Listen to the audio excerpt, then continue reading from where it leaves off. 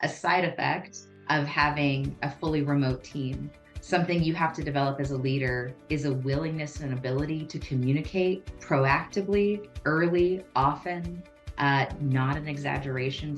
If something is really important or mission critical, I write it down on a Post-it and I make sure I talk about it 8 times. Because what I have found is as soon as I am tired of talking about something, it might be the first time someone on my team hears it. And so you have to, as a leader, realize I need to always provide the context of the big why. Why are we doing something? What are the priorities and how do we know if it's working? And then what you individually are responsible for and accountable for. And having that in an all hands, in a team meeting, via an email recap, a post in Slack, a temp check-in a week later, a mention again in the next all hands and the next team meeting. Even just describing that process can seem kind of tiring, but what it actually does is it means your team is fully aligned and informed because they always remember the big why, the priorities, what they're driving towards, and what they are responsible for. It's this kind of constant coaching with purpose and intentionality. Welcome to Grow Think Tank.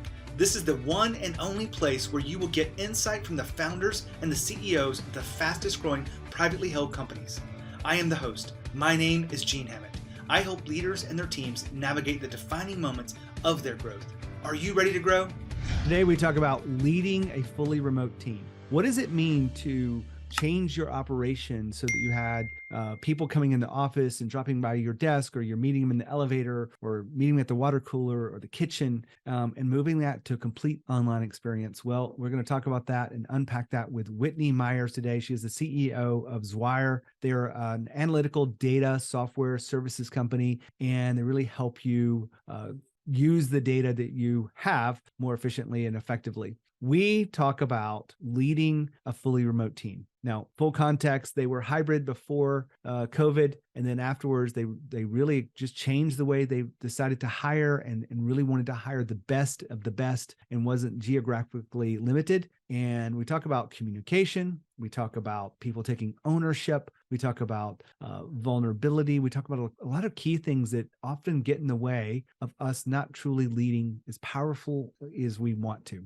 So my job is to help you see maybe some blind spots for yourself inside this interview and some opportunities to improve as a leader. Now, if you are thinking for yourself, I'd love to, get some more insight, specifically what's going on in my company. Then we offer a leadership performance evaluation. That is a tool that we've been using 6 dimensions of leadership. And we measure you as analytically as we could, but we also dive deeper beyond those numbers to what's really going on so that you can prioritize where your focus goes when it relates to leading your team more powerfully. And those 6 dimensions really are critical. You got to understand what they are. You have some of them, absolutely. But do you have all of them? Are they in alignment with the way you want them to be? And we just sit down and talk about it. So if you want to have a leadership performance evaluation with me, just go to genehammett.com and schedule your call today. And that'll be your next step if you want to expand your leadership. Now, here's the interview with Whitney.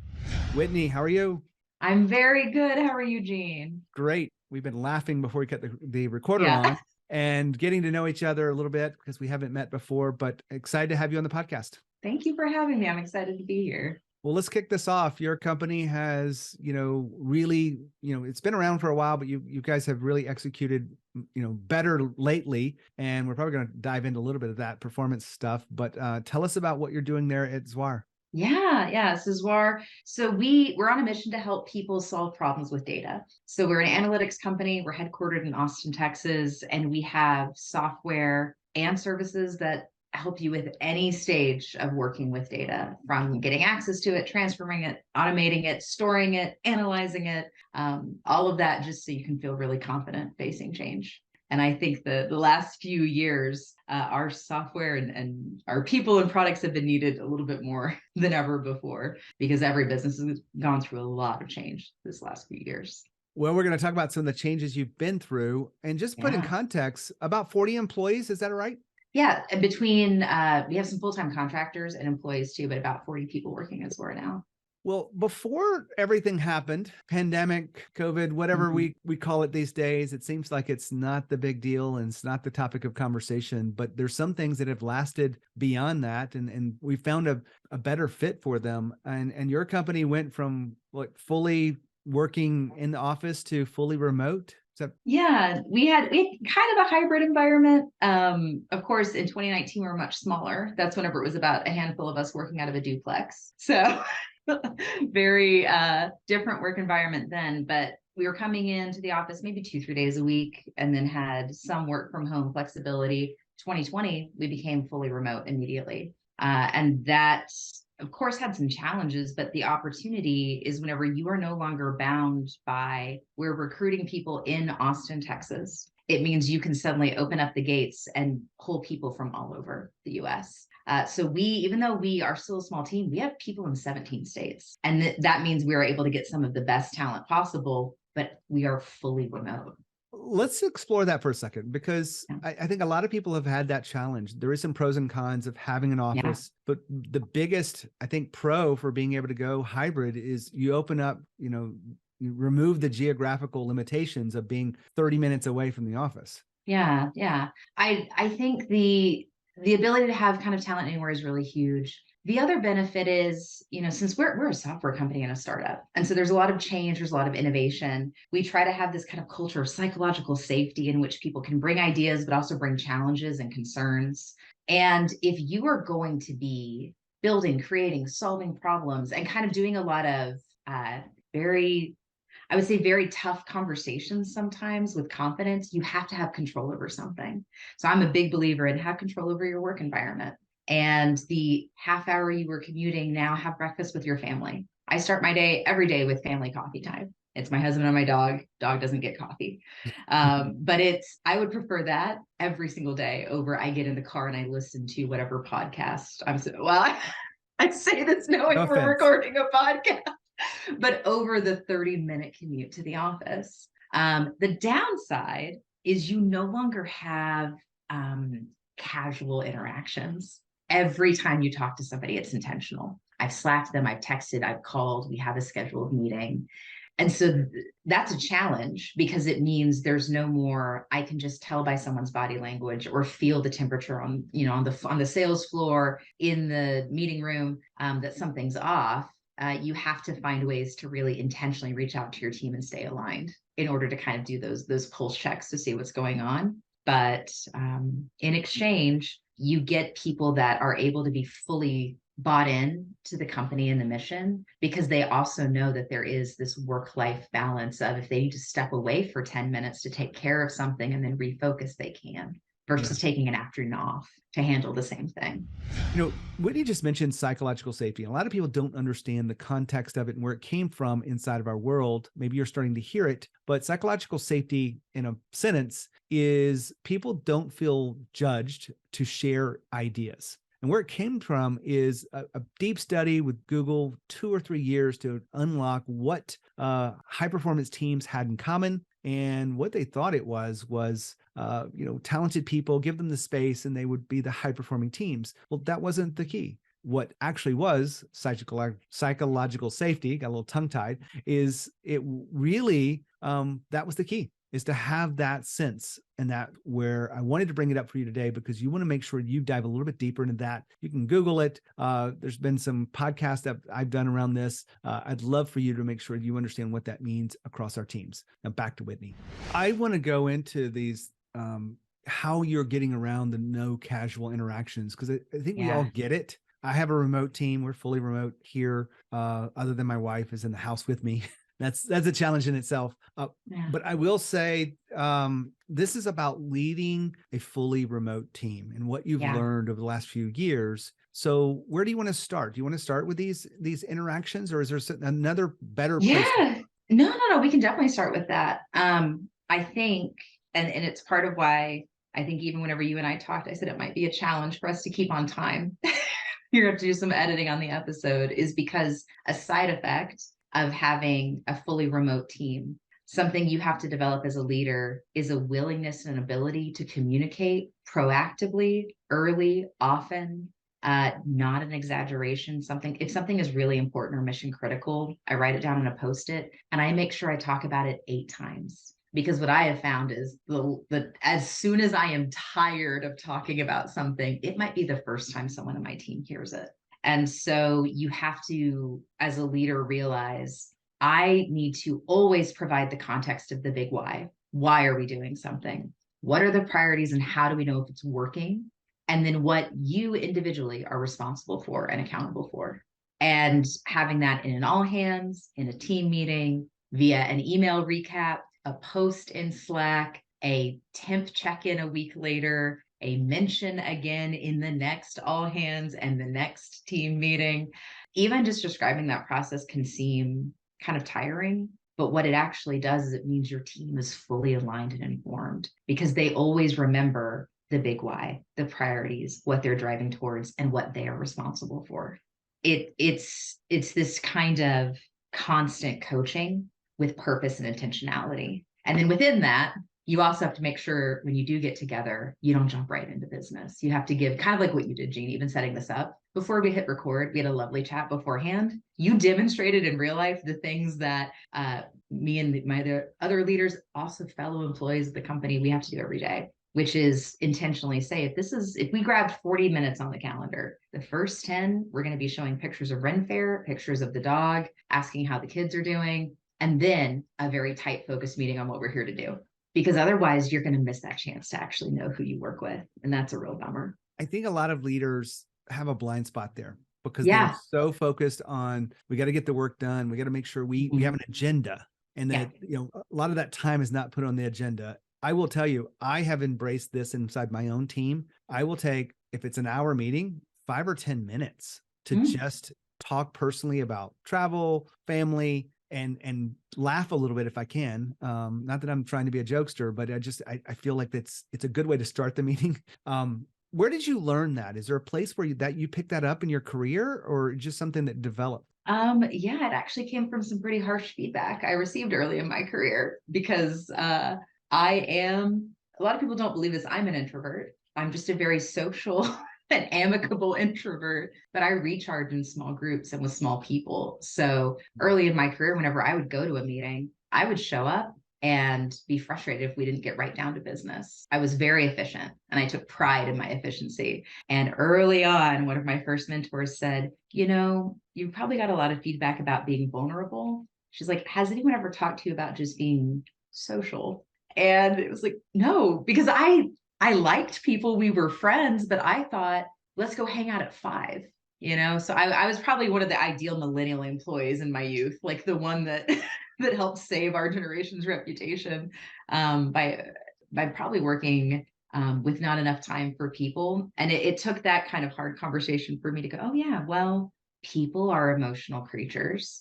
And even the best and most professional person, if they're coming in and having a rough day, if they don't get 10 seconds to just kind of ease that and have that moment of empathy and grace, they're not going to be able to focus in the meeting. And I think that has helped a lot too, because what I see with younger millennials, and also as we have more like Gen Z enter the workforce too, there is such a willingness to be vulnerable about their emotional state and what's going on.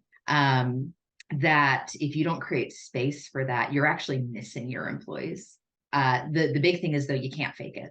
If you do not actually care how someone is doing and you ask, they will know. They know if you are filling the role of a speaker walking into a room doing the vocal equivalent of clap once if you can hear me, like nobody wants that. So if you don't actually care and you can't find it in yourself to care, I don't know, I guess I would recommend find someone in your team who does and have them kick off the meeting and you come in 5 minutes late so that you can jump right into business. But I think that's the thing. You have to realize if you want to get what you want, creating a space for people to come together and get aligned, that 5-10 minute investment is how the next hour you're going to be a team, because they care about what you have to say because you cared at the beginning about what they had to say.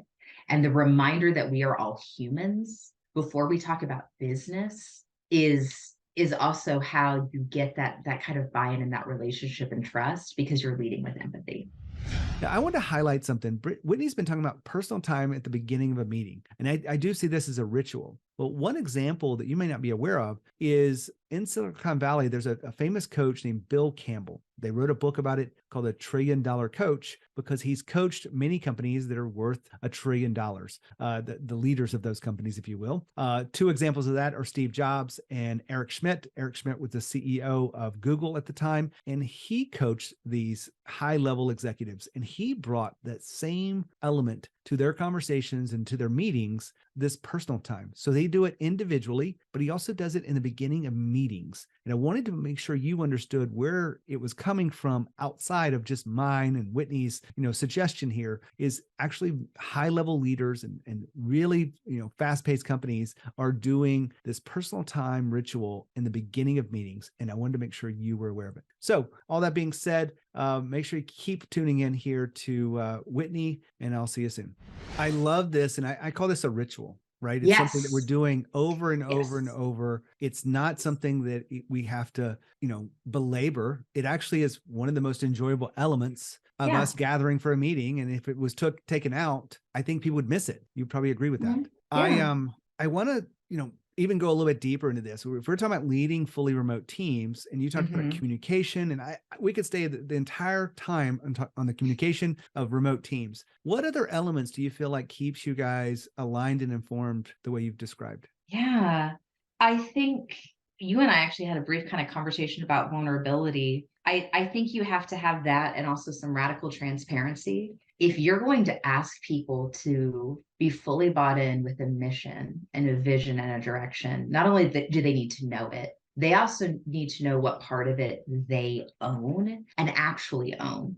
I think a lot of people kind of make the mistake of thinking someone's tenure or someone's title is indicative of their ability. And what I have actually found is that people are smart, people are creative, and regardless of if they've been 6 months into their career, 6 months at your company, if they are senior leader, entry level, they are there for a reason. And so you need to identify what part of this larger kind of direction can they own. And you need to challenge your senior leaders too to say, what is this person actually owning? Not contributing, not coordinating, not liaisoning, not documenting. Like, what do they actually own? So that whenever this thing is done and it's successful, they get the spotlight and that they can see how they had an impact, that this place is different because they showed up today. How, like, that kind of challenge is really important, because without that, you giving someone a job, but you haven't actually started them on a career path of any kind. We are aligned because I talk about ownership, Mm. a topic more than most people, and it might offend people. I talk about it so much, Oh, and it comes from people like you that have told me that it's not about yeah. people taking responsibility; it's about a sense of ownership. And Yeah. so I've mapped out and codified this, but you've added something that I haven't. I've still got. I want to go deeper into it because you said give them something to own that when they execute on it, when they perform, they Mhm. can celebrate. They know that that's the thing Yes. that they brought home. And that's a huge element inside of why people continue to show up for work, fully engaged, aligned around what we're doing, and willing to work through challenges and overcome the tough times. Tell us just a little bit about where that comes from when people feel that sense of ownership, they Yeah. can celebrate it. Yeah. I mean, I think some of it comes from kind of that principle of you treat others how you'd like to be treated. I always wanted to be able to leave my mark on something, and have the space I inhabited be different because I was there. And so then as I grew in my career and ascended in kind of leadership roles and management roles, and now being the CEO of this company, you have to extend to someone else the same path that you wanted. And so some of it is just the what seems like common sense of, if I wanted this at 24, of course the person who is 24 at my company wants this.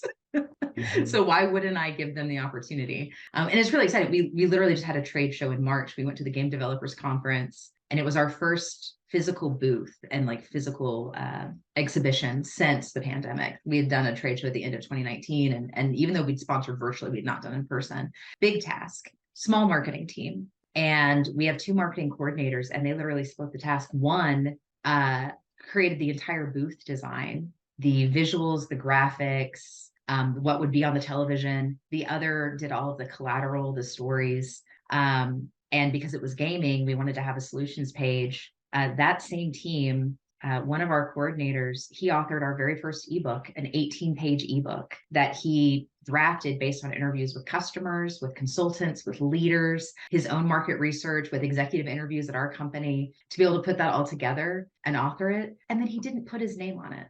And I said, okay, no, I have one edit. At the very end, it doesn't say who wrote this. I'm going to need you to say this was by Noah Pearson. And so I think about that moment of the humility of, he's not putting his name all over this big thing that is now a focus of our site and a really big milestone for the company, that it wouldn't occur to him to do that. But it was also a reminder for me as a leader that it is not enough to give someone a task or a project, that if you're asking them to own, that ownership comes with protection. If it goes sideways, I have your back because I asked you to take this on and we're a team. If we win together, we don't struggle alone. But also, whenever you execute it, it is incumbent upon me to make sure you receive the recognition for having done something well. And I think that having that mentality, it means you have a culture then of gratitude and of celebration. Because if you do not have that when things are going well, it will not exist in any way, shape, or form when things are tough. And things will always get tough because life is a roller coaster. Whitney, very well get said the buy-in when things are good. Yeah, very well said. I'm just really glad we took this turn on this, because I think, in full circle, leading a fully remote team requires people to have a sense of ownership over the work that they're doing, because they're working independently most of the time, and being able to see those things through. And I get the fact that we're collaborating and we're working together and it's a team effort, but someone at the end of the day gets to put their name on the end. And I love the fact that you're recognizing people for that, because, I think that's the old manager way of, I'll put my name on it because we're a team. And it's not the leadership way. I know that we're out of time. I hate the fact that we've got to close up. Of course, we're already at the end. Is there anything else that you feel like, I got one more last question, because I know that we talked about this in the end. What's a mistake that you made in your journey of leadership that you could share with us that we could learn from? Oh, sure. And I think this is big, especially because you deal a lot with high growth companies. A mistake I made, which is funny, talk about communication and buy-in. I assumed that everyone on the team would want to grow. And I was wrong, because the journey from to 100K to 1 million to 5 million to 10 million and beyond, it's a lot of change, and the company's going to look different. The leadership's going to look different. How you show up is different. And if you do not get that buy-in and commitment initially of deciding to grow, and then you do not remind people that we have made a commitment to grow, you will find yourself being really separated from even leaders on your team. And it's because they're longing for the good old days when things were smaller and easier. Because you just assumed that whenever you set the goals and the targets, that everyone agreed to grow. So that was a big thing. Can I add a second mistake? I know we're already at time. A second mistake is I very kind of earlier in my career at Zuar, I stayed my hand on making necessary changes because I was so afraid of losing some key personnel. And what happens is they leave anyway. And so I think if a change you need to make, if it's so necessary, if it's important, if it's good, if it's better for the customer, better for the company, you can't fall into that mentality of 1, 5, 10 people may not like it. And so you may lose 1, 5, 10 people. You do the best. You communicate the big why it's important, how you hope they're bought in, that you ask them to recommit, even though we're going through this change. Because I learned that I stayed my hand about 6 months longer than I needed to on a pretty big pivot for our business, because I was afraid that there was a senior personnel member that wouldn't like it and would leave. And then they found a job somewhere else anyway. So my biggest fear came true, and then the business still didn't get what it needed. And I learned, I was like, never again.